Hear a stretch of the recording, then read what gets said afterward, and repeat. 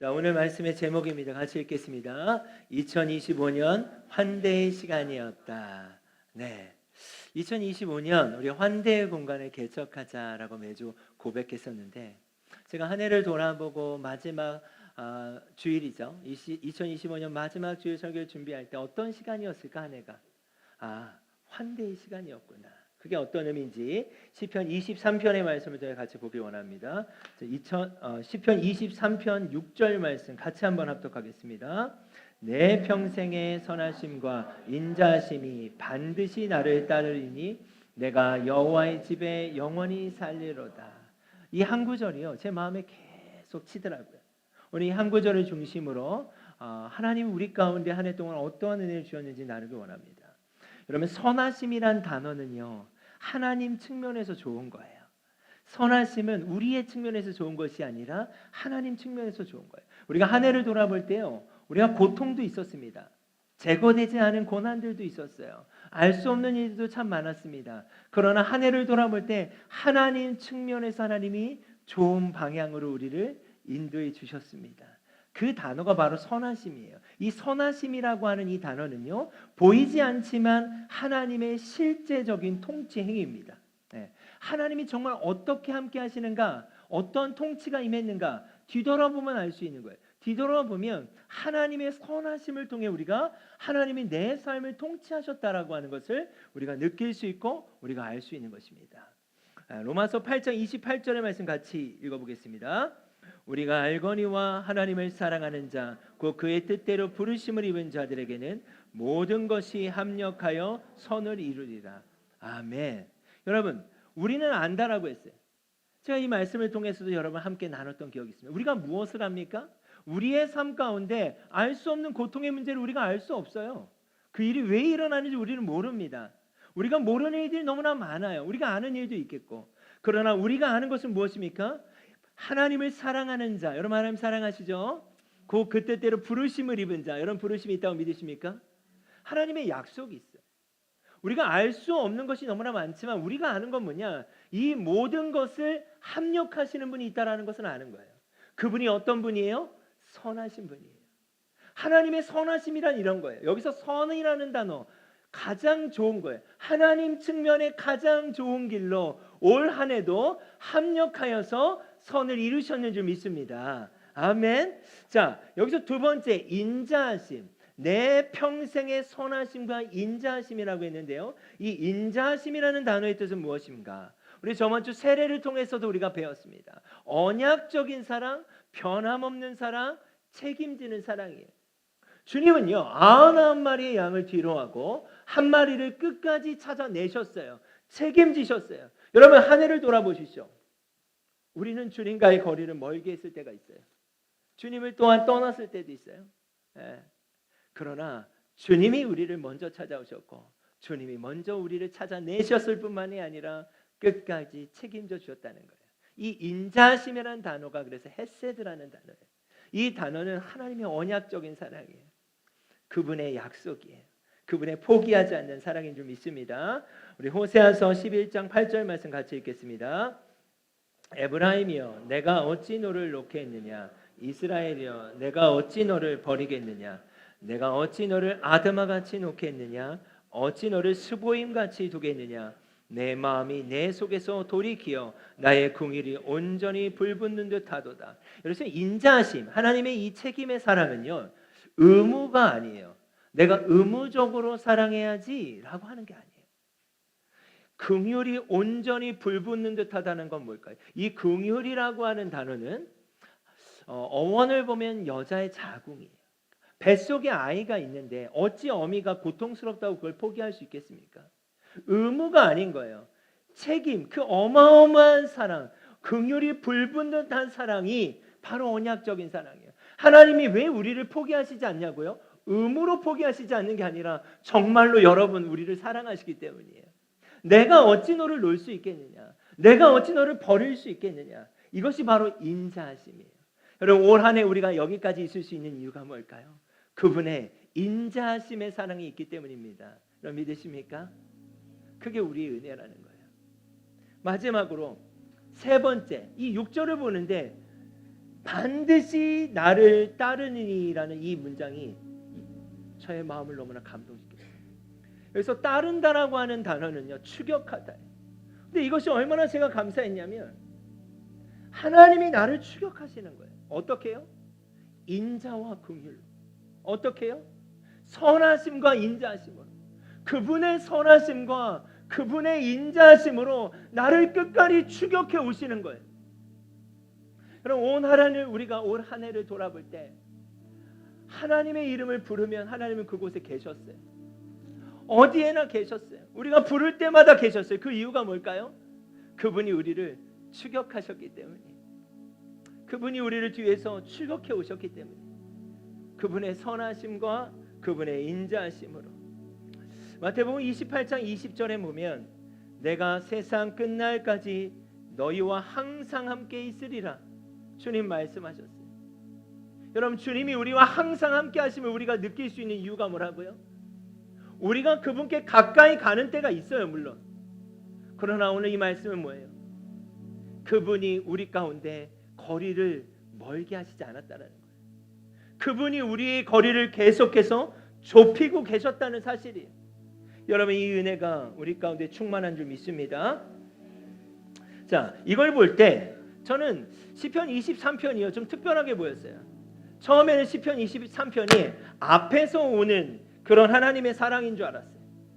네. 앞에서 하나님이 나를 인도해 가시기도 해요, 선한 목자가. 그런데 6절 말씀에 보면 뒤에서 밀어주시는 하나님인 거예요. 제가 군대에 있을 때 천리 행군이라는 것을 해본 적이 있어요. 근데 너무 쉽지 않았어요. 근데 이 행군의 대형을 보면요, 앞에 있는 사람이 되게 중요합니다.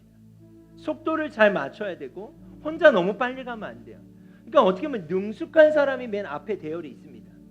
그리고 훈련생들은 뒤쪽 중간 쪽에 있고요. 정말 더 중요한 건 뭐냐, 맨 뒤에 있는 사람이에요. 맨 뒤에 있는 사람들이 포기하지 않도록 해서 응원합니다. 포기하지 마. 사실 응원이지만 그 당시에는 거의 욕을 들었죠. 야, 정신 차려. 포기하면 안 돼. 예. 그리고 살짝 가방을 밀듯한 발로 차기도 하고 막. 예. 그땐 그랬습니다. 예. 포기하면 안 돼. 예. 근데 그 소리가 저를 앞으로 가게 하는 거예요. 그리고 다 돌아오니까 그때는 저희 부대에는 횃불 도열이 있었어요. 횃불을 양옆으로 들고 고참들이 서 있는 거예요. 그리고 저희가 들어오니까 막 박수를 치는 거예요. 근데 저도 모르게 막 눈물이 나더라고요. 인간의 한계까지 가는 그 고통을 경험해 보니까, 예, 그때 제가 그걸 끝나고 첫 휴가를 나왔는데 다리에 금이가 있었어요, 사실. 그러니까 제 육체가 버티지 못했던 것 같아요, 어떤 순간에. 근데 휴가는 너무나 나가고 싶고, 예. 근데 제가 그 천리 행군이 마지막 훈련이었는데 그 천리 행군을 마칠 수 있었던 건 앞에서 인도하는 사람이 있었고 뒤에서 밀어주는 사람이 있었어요. 여러분, 제가 이번 주 설교를 준비하면서 시편 23편의 말씀을 보는데 늘 저는 앞에서 인도하시는 하나님에 대한 말씀만 생각했어요. 그런데 뒤에서 밀어주시는 하나님이 계셨구나. 내 평생의 선하심과 인자하심이 반드시 나를 따르니니, 뒤에서 나를 추격하리니, 뒤에서 나를 밀어주리니 나는 선한 하나님이야. 나의 사랑은 인자해. 내가 너를 포기하지 않아. 내가 너와 함께 할게. 찾아내시는 하나님, 끝까지 포기하시지 않는 하나님의 그 하나님의 사랑이 어떤 고백을 낳게 하는가? 내가 여호와의 집에 영원히 살리로다. 내가 여호와의 집에 영원히 살리로다. 내가 여호와의 집에 영원히 살 수 있다고 고백하는 이유가 뭘까요? 여전히 우리는 연약해요.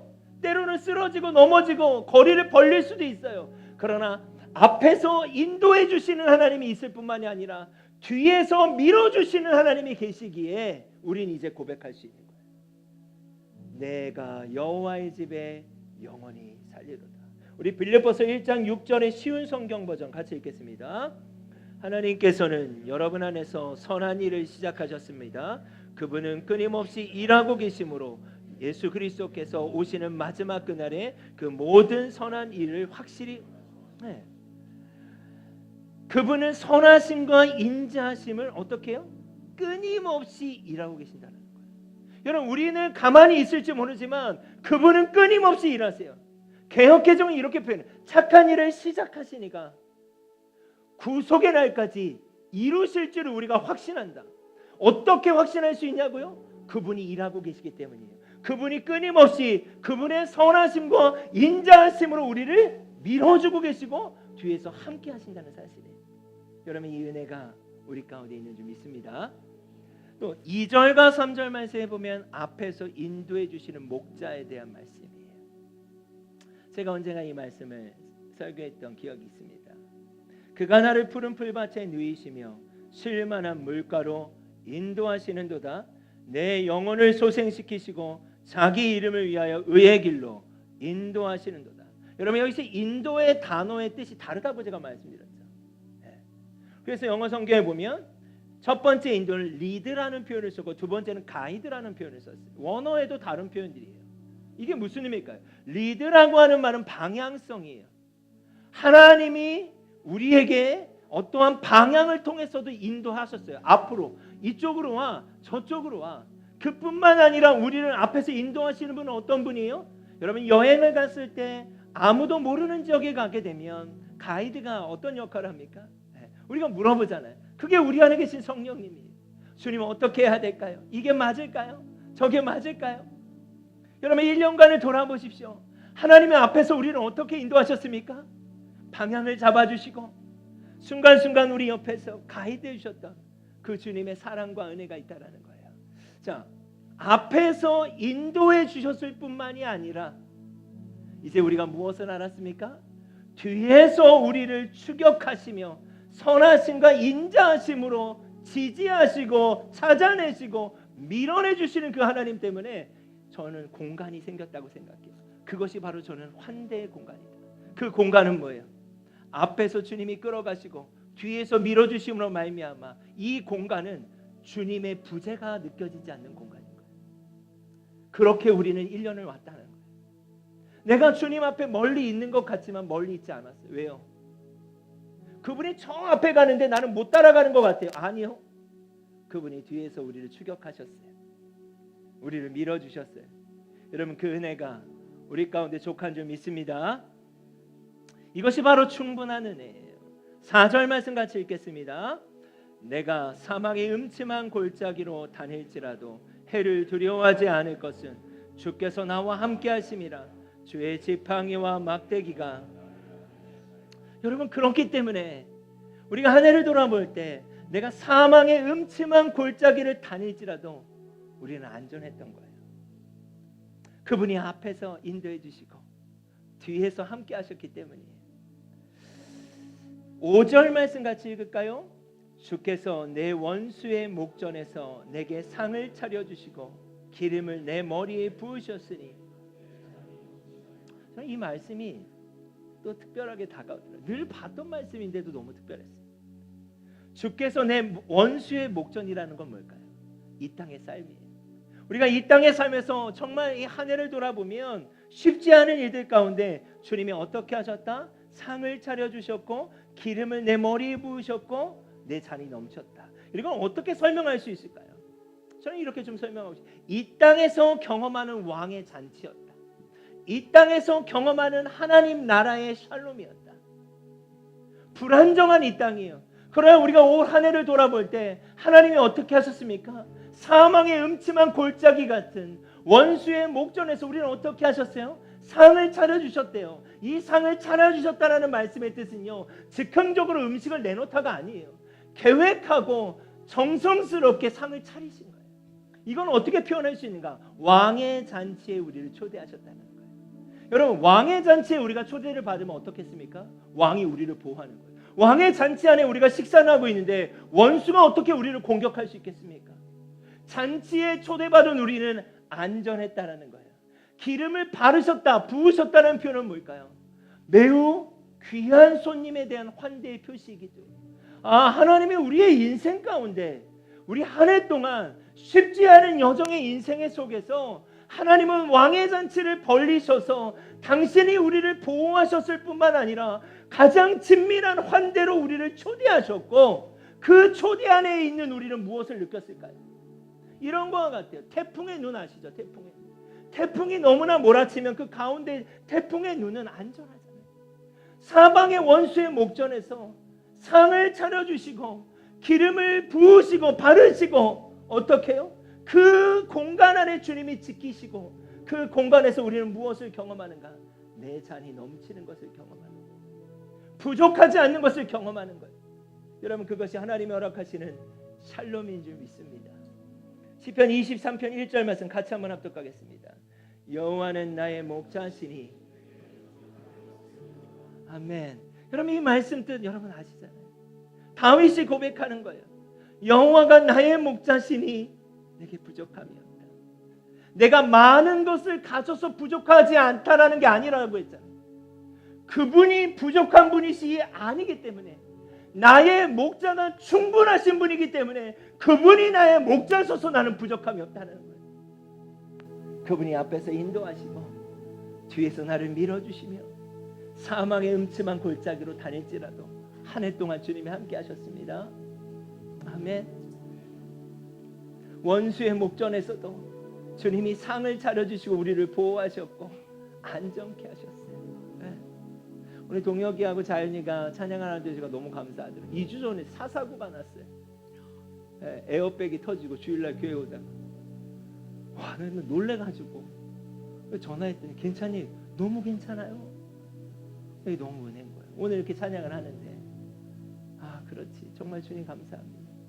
주님이 인도하셨고 주님이 보호하셨구나.